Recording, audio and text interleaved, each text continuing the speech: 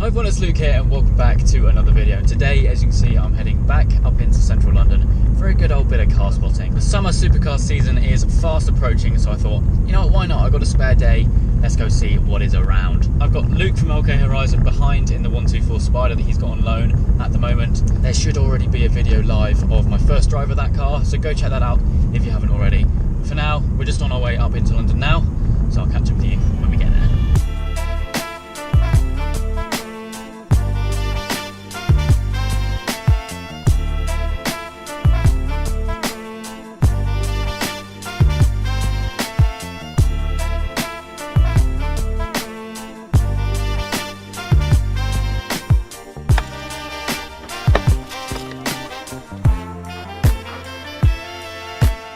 So we are here at last at Joe Macari's. I'm not sure if I mentioned that in the intro, but the first stop today is at Joe Macari's. You can see we've got some pretty nice cars here. We've got a BB, a Dino, a California, and some sort of Alpha tucked away in the corner there.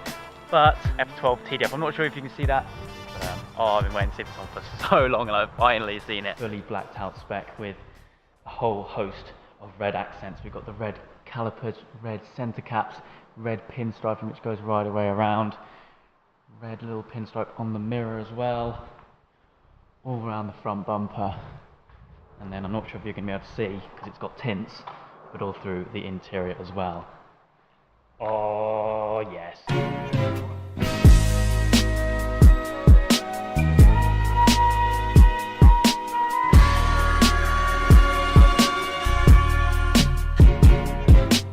So as soon as you walk in the door, you're greeted with a, quite frankly, ridiculous lineup. We've got a Volcano Yellow P1, we've got a Giallo Modena Enzo, and we have a Solar Beam Yellow P1 GTR. And then in the background we've also got a 918 and a LaFerrari, just to top things off. So taking a look, first of all, at the P1 here, finished in Volcano Yellow. As I said, this one's actually finished with the McLaren Heritage badge, which is a very, very nice option. Moving around to the side, we've got the P1 logo on the wing mirror as well, and also the 6-point harness, which is very, very important. And also, I don't think an option you see very often. This one, of course, sat in race mode, the best mode, obviously, and oh, it just looks so, so good. Moving on down, we've got the Giallo Modena Enzo, which I was talking about. This being, I believe, the first yellow Enzo that I've actually seen. But what is quite interesting is just how different each of the yellows are, but I'll get onto that more a little bit later on. Moving inside, we've got the full black leather interior with the contrast yellow stitches, and even though the Enzo is pretty much 15 years old now, it's surprising how modern it looks compared to something like a P1 or even a P1 GTR. Moving on to the P1 GTR then, this is number 27, but it was actually the 30th P1 GTR built. Not sure how that works, but yeah, a little confusing. This one, of course, is not one of the road legal ones, so it's one of about 20 which hasn't been converted. This means obviously that it doesn't have the indicator on there. We've got one singular race seat, no passenger seat, and I think it also sits slightly lower as well. And also, while we're at the P1 GTR, I must add that this here is the battery charger. Now on other supercars such as, say, a Reventon here, the battery chargers are normally about the size of that little plug here, but this being a hybrid system, it has a massive one. Anyway, moving a little further on into the dealership, we've got a Lamborghini Reventon Roadster, one of 20 in the world, F12 TDF finished in Rosso Fuoco. Standard F12, very cool to see both of those together. This one, interestingly, doesn't have the Ferrari shields on it. Very strange, one of few that I've seen without that. F430 Spider, Countach, Miura, and the list goes on. At this place is an absolute dream.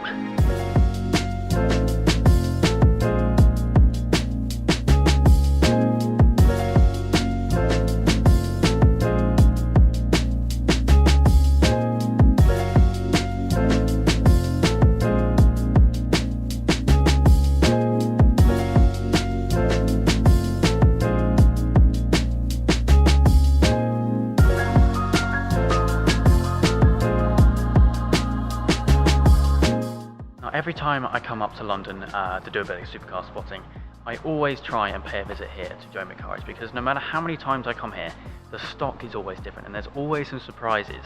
And there's some cars in here which you'll struggle to see elsewhere, and it is just absolutely breathtaking.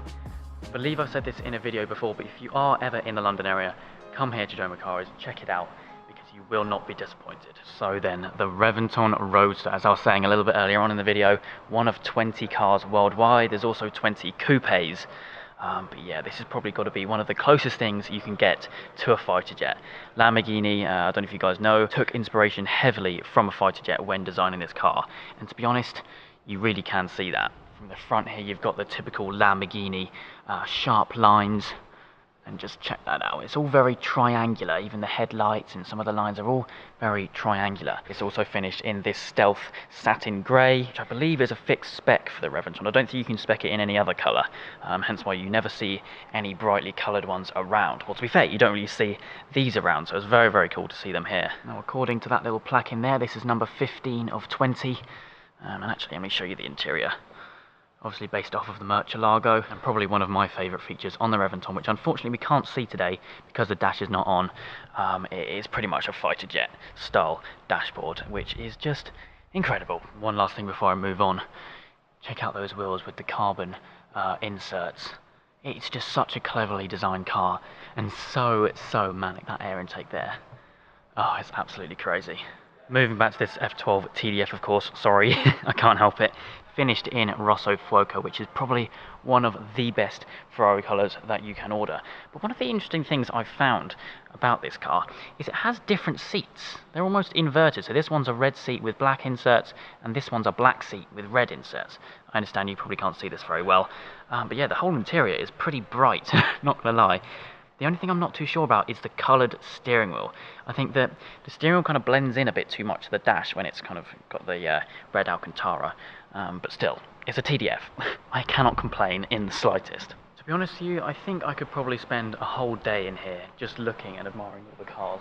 Because to be fair, this place is absolutely massive. And it's absolutely jam-packed of not only modern stuff, but also a ton of classics as well. Some of which I really don't know anything about. But still very cool to see nonetheless. But anyway, I really need to stop drooling over all these cars now. I think let's hop in the car and head to Central.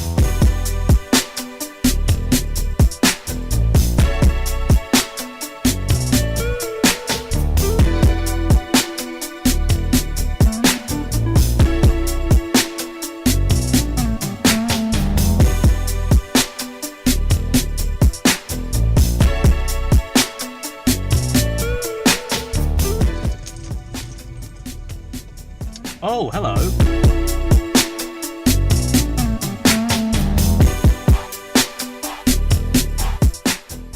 I can't help but park up to take a closer look at this TDF. This is actually the third one we've seen today, so as far as I'm concerned, that's a pretty good day so far. This is one I've seen before. I saw it at Auto Italia last year. It's finished in this silver. I'm not sure on the colour name actually, so if anyone can tell me, let me know down in the comments below. With also a light blue stripe. Now, if you know me, you'll know that I absolutely love the TDF. This is actually my favourite car in the whole wide world, and this is definitely one of the best specs I've seen. But anyway, I think we'll take a little look around this and then pop back in the car and see what else we can find.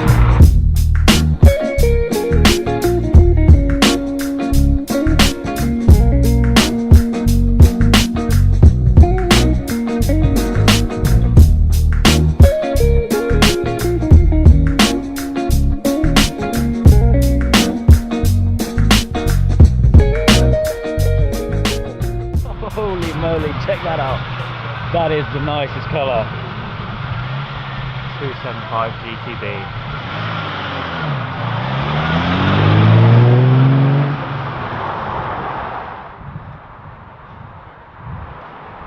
Boom.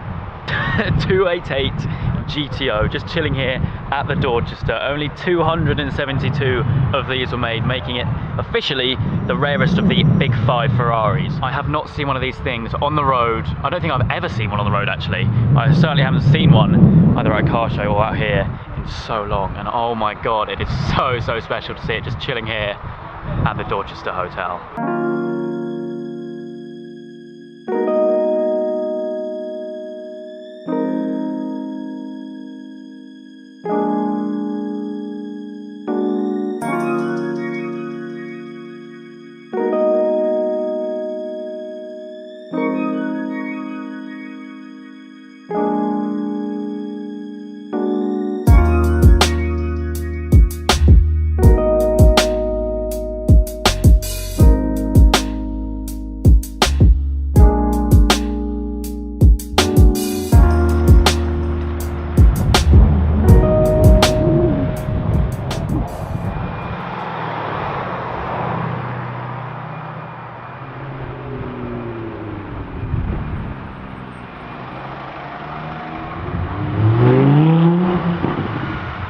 as the rain is starting to come down here in London, I think I'm going to call it a day and head off home.